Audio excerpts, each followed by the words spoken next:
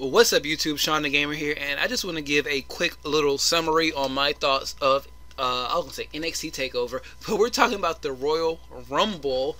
I'm not gonna go like in full details. If you haven't seen it by now, it's been up on the network and probably some other illegal places for the week now. So hopefully everybody has had a chance to see it. And just like I predicted, it was not anything close to the NXT pay-per-view from the night before, but this pay-per-view had glimpses of greatness in it, mainly the two Royal Rumble matches, and that's really what the show is.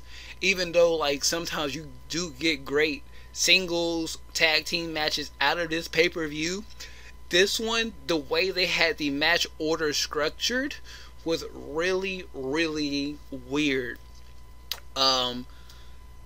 Like it just, something wasn't right about the match order, especially having the men's elimination chamber Royal Rumble in like the middle of the show and ending with the women's Rumble, and then you had the Raw and Universal titles sandwiched in the middle between those. Like I didn't get it, especially how good the men's Royal Rumble was. That was probably the best men's Royal Rumble match that we've had in years, especially outcome wise, because what last year was Orton, the year before that was Triple H, I believe, because that's when he won the, well, I know who won, I just can't remember the order. It was Roman Reigns,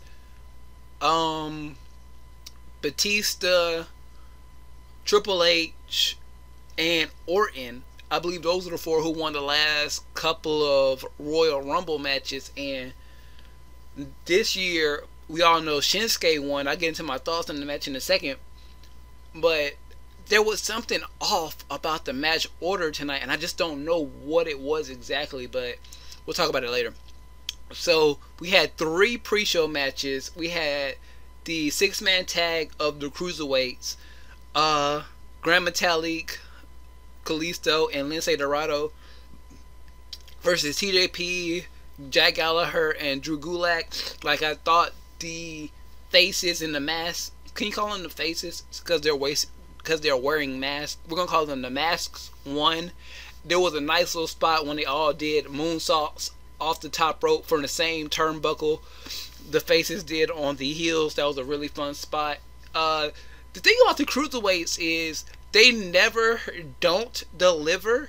It's just when you see them on Raw, you don't want to see them on 205 Live because of the way they're presented.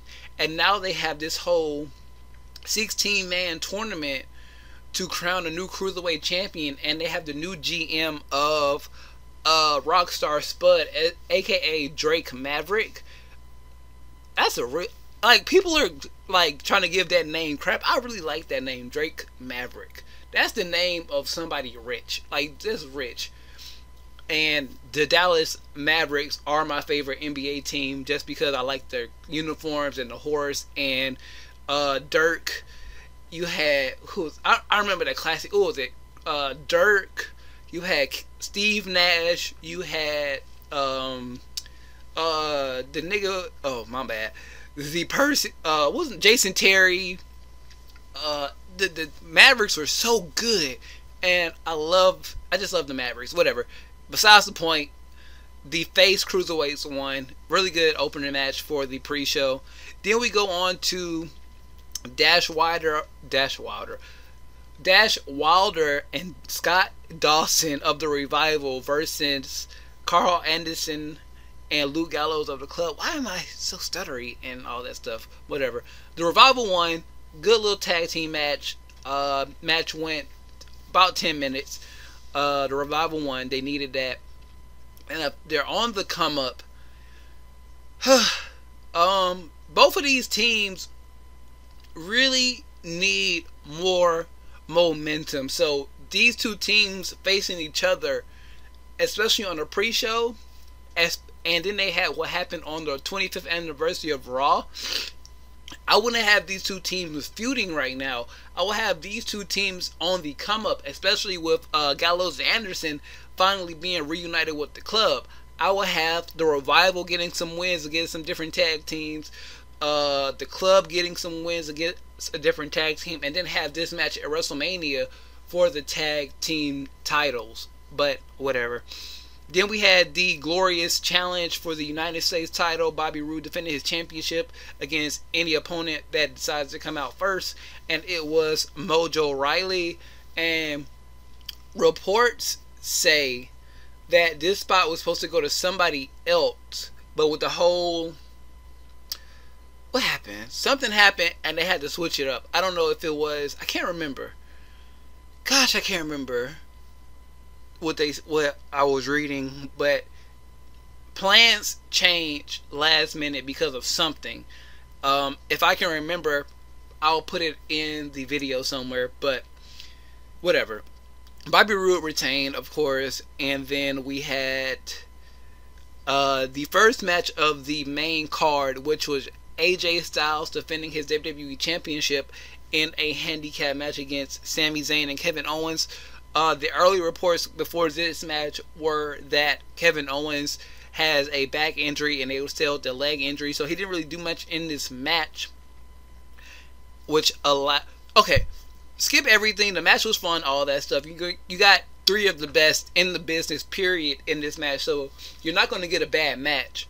But the ending, I thought, was a, como se dice, mistimed botch, and the ref, pretty much, Sami Zayn was the legal man. There was a spot where AJ Styles had Sami on his shoulders and they had to do the whole hot tag, can Sami Zayn make the tag thing, but he did not make the tag. AJ Styles then dumped Sami Zayn over the top rope. He went to the outside. Kevin Owens then came in and started attacking AJ. AJ got the roll up on Owens and got the 1, 2, 3, but Owens was not the legal man. After the match, you saw Owens and Zayn arguing with Shane McMahon. Like, did you see that? I wasn't the legal man. I got pinned. How did AJ win? But this whole Daniel Bryan, Shane McMahon thing has to continue. So AJ Styles' victory was confirmed and not reversed. So AJ Styles is still your WWE champion. Then we go into the 2 out of 3 Falls tag team match for the SmackDown tag titles. And I honestly thought that this was going to be match of the night because of the Usos. They're just on a roll. When it comes to purely WWE main roster, there's nobody that can touch the Usos right now. And then you had Chad Gable and Shelton Benjamin, two of the best pure wrestlers as a tag team. And this match went fairly quick. The official time for this match I'm looking at on Wikipedia was 13 minutes and 55 seconds. But this match could have went another 10 minutes, 2 out of 3 falls. But the Usos got back-to-back pinfalls. So one was the double Us, I believe, and the other one was a quick roll-up. But the point is, it was 2-0. The Usos win, and I thought this match could have had so much more. But considering that they had 2 Royal Rumble matches to fill, a lot of these matches were cut short. And even still, if there was one match that should have been given a little bit more time, it should have been this one. And I say that because some of these matches should not have even happened on this card. Like, at least one match could have been scrapped from this card on the main show, or even put like, you could have had the Raw tag team titles on the pre-show, because they didn't really do anything in that match. It was basically, matter of fact, let's just talk about it now. Even though this match came directly after the Men's Royal Rumble, so remember that. So in this tag team match for the Raw tag titles, you had Jason Jordan, who took a bump in the beginning of the match, tagged Seth Rollins in. So it was basically another handicap match for the tag team titles. You had Seth Rollins versus The Bar. A majority of this match, Seth Rollins was doing his Seth Rollins thing, just being the best that he could be. Jason Jordan, like, not even on the apron, just on the floor most of the match, trying to, I guess, regain consciousness from being attacked or whatever on the outside, or taking a nasty bump or what have you. So Seth Rollins had to do a majority of the work. There was a spot where Seth did get the tag on Jordan. Jordan was like, I'm going to make the hot tag. I'm going to make the hot tag. He got on the apron, got the tag, got into the ring. I don't even think he did a move. He just acted like, oh, my head hurts. I can't do this. And immediately tagged Rollins back in. And Rollins was like, what the hell are you doing? This is a match. I don't care if you're hurt. You need the help. But, of course, Jason didn't help. It allowed Sheamus and Cesaro to get that modified double white noise from the top rope. And The Bar are your new tag team champions. So then we had after that we had the Universal Triple Threat match between Brock Lesnar, Kane, and Braun Strowman. And I didn't really need to watch this match again because I feel like there were so many missed spots and something was just off and not right about this match. And when I say there was either a match that could not have been on the card or on the pre-show, you could have had Seth Rollins and Jason Jordan on the pre-show, or just not had this Universal title match at all. Like, Kane got beat by Lesnar, of course. People went through tables. People went through announce tables, chairs, steps. There was a spot where Brock Lesnar did what Braun Strowman did to him in earlier pay-per-views, where they flipped the announce decks on him. But instead of Strowman being stretched out, he just lifted the table up and got back into the ring.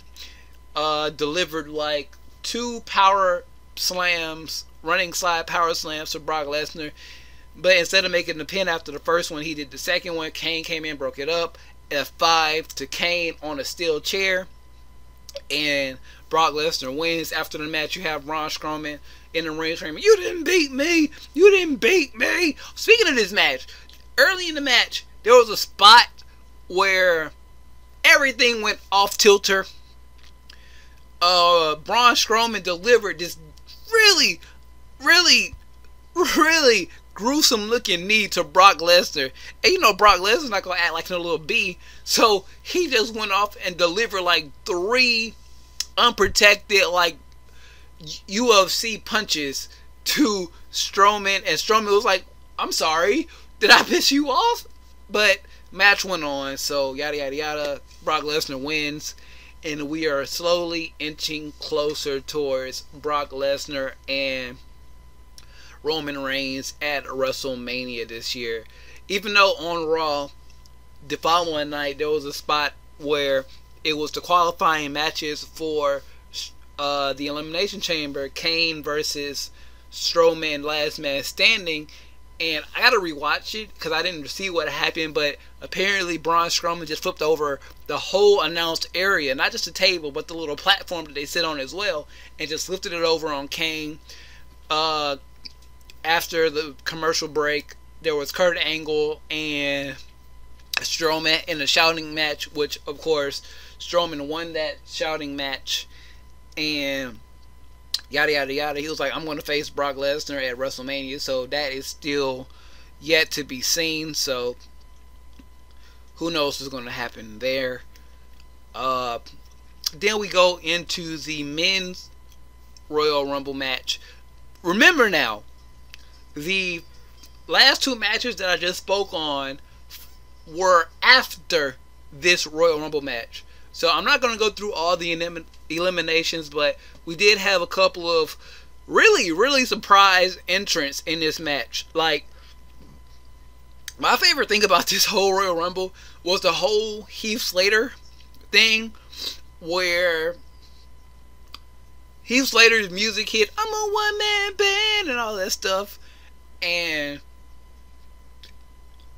who was it? Was it Baron? Baron Corbin attacked him before he could even get into the match because he was eliminated right before Slater got into the match. So he attacked Slater on the outside, and for up until I believe Big E came in and threw him into the ring, everybody who was alright, Heath Slater came in at number 5, Elias, Andrade, Bray Wyatt all attacked him on the way to the ring.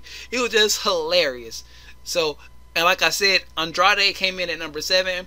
He is your current NXT champion, and he was in the match for 30 minutes according to Wikipedia, and I was just happy for him. Then you of course had your obligatory Kofi Kingston spot. Kofi came in at number 16. At this point, I believe Big E and Xavier Woods had already came in. Yes, Big E was number 9, Xavier Woods was number 12. So when Kofi came in, I believe those two was already eliminated, and they threw him over. So they threw him over, and first he landed on Xavier Woods, so he was still safe. So they was hit both his feet into the ground, both his feet into the ground. And then Big E comes out of nowhere with, of course, the obligatory plate of pancakes, put it on his feet, and then instead of just carrying him over to the steps, they you remember back in the day when you couldn't do a backflip and you had two of your friends or one of your friends hold their hands open so you can get the 1, 2, 3, they lift their hands and then you do the flip. They did that for Kofi, but he flipped into the ring, and I thought that was pretty cool. But he was immediately eliminated right after, so it was what's the point? Shinsuke came in at number 14. We all know he was already the winner.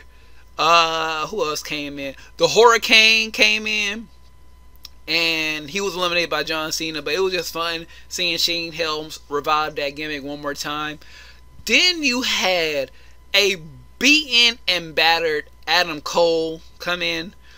That was really fun watching Adam Cole. He was hurt, so he didn't really do that much, but he was in the match. I don't think he eliminated anybody from what I'm seeing. No, he did not eliminate anybody. So you had Andrade and Adam Cole from NXT in here. Then you had Rey Mysterio come in at number 27.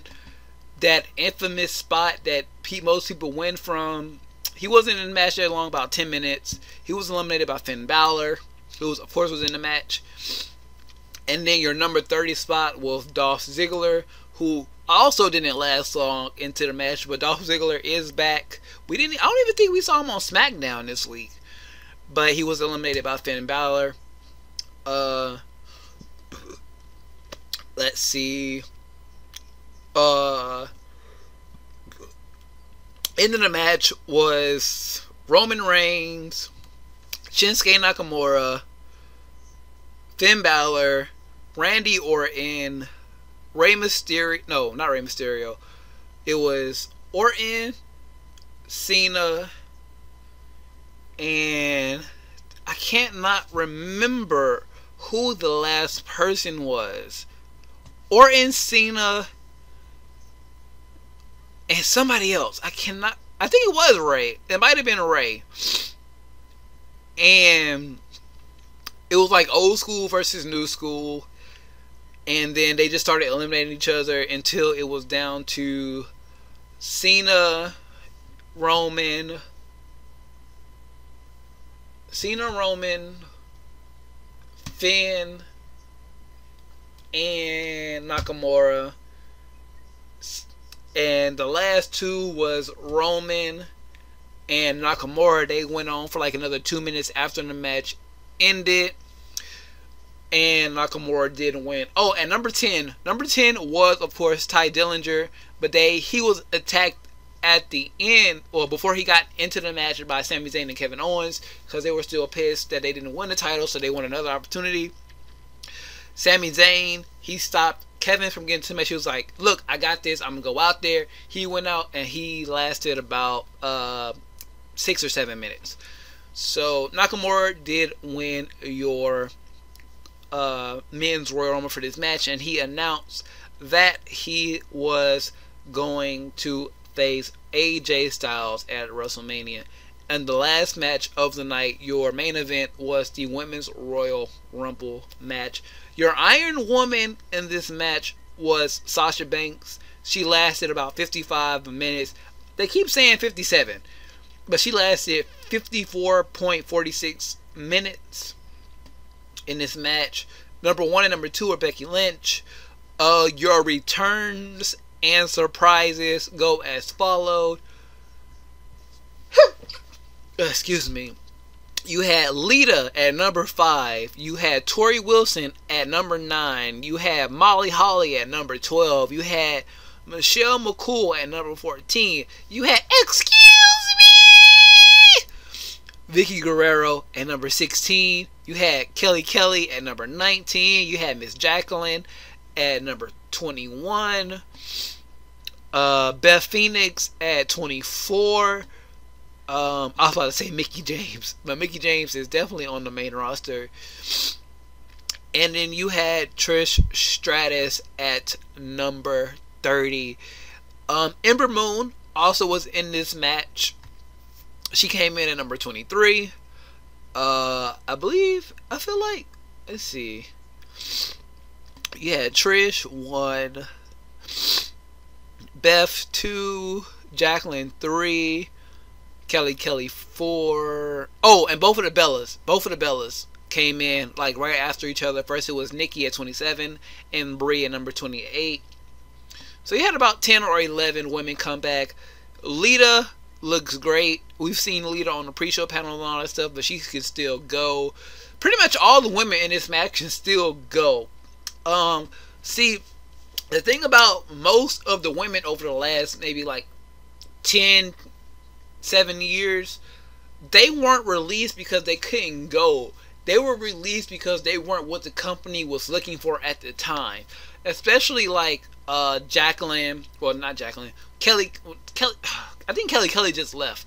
People like Lita, Trish, Beth, Molly Holly, they weren't the model-esque model they were looking for the Divas era. But whatever. The match came down at the end to Nikki Bella and Brie Bella versus Asuka. Brie ended up on the outside somehow. It was eliminated by her sister, and then there was like 2 or 3 minutes where it looked like Nikki Bella was going to eliminate Asuka, but Asuka and Nikki Bella were on the outside of the apron after both of them did go over the top rope, and Asuka did a drop kick to Nikki's knees that made her hit the apron and then the floor. So Asuka is your winner of this match. After the match ended, everybody celebrated. Asuka, yada yada yada. You had Stephanie McMahon on commentary. You had your 2 champions, Charlotte and Alexa, on the outside watching. So they got into the ring to see who she was going to pick. And right before she got to say she was going to face Charlotte, we hear music drop, and it was the debut of Ronda Rousey, who just came out, awkwardly pointed to the WrestleMania sign. Like, I've seen some weird WrestleMania signs pointed, but this was just the most awkward because she didn't say anything. She tried to shake Asuka's hand like she was trying to tease the match between her and Asuka at WrestleMania, but whatever. And Asuka acted like she was going to go shake her hand, but just knocked it away. She looked at Charlotte, she looked at Alexa, walked out the ring, and then had this awkward handshake with Stephanie McMahon, who was like, Michael and everybody on commentary was just praising her like, Stephanie, do you know about this? Do you know about this? What's going on? Stephanie was like, I don't know anything. So she went and shook Stephanie McMahon's hand. Stephanie awkwardly accepted. She got back into the ring, I believe, pointed at the WrestleMania sign some more, and then left. And then that was the end of the pay-per-view.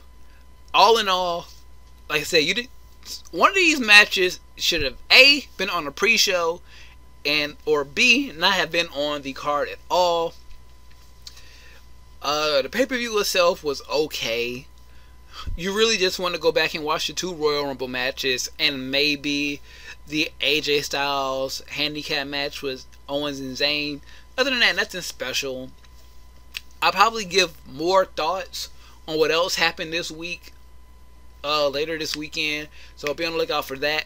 Dokkan Battle is in its 3rd year anniversary, and when I tell you, I have been shafted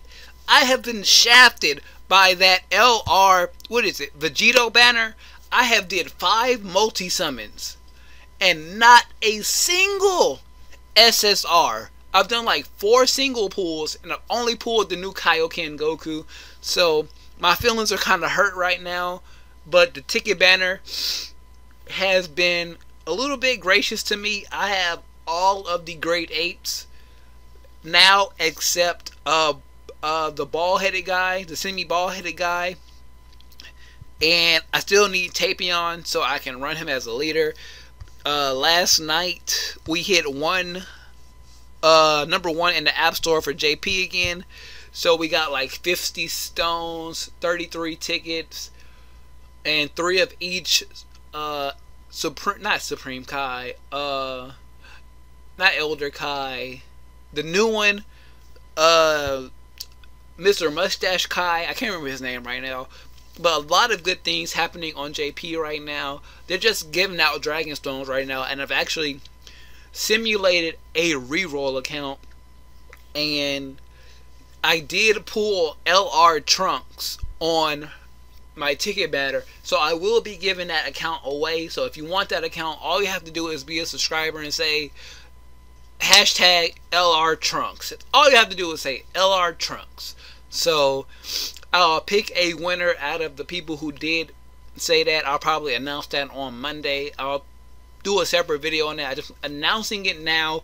I'm going to announce it on Instagram and Twitter later for that giveaway. All you have to do is be a subscriber to the YouTube channel and comment LR Trunks to be entered for a chance to win that account. With all that being said, follow me on Facebook, Instagram, Twitter, and Twitch. Everything else linked in the description down below. Leave your thoughts on the Royal Rumble down below in the comment section. Like this video, subscribe, share it out with your friends so they can get in on the action as well. With all that being said, I am Shawn DaGamer, and I am out of here. Press the right button to end.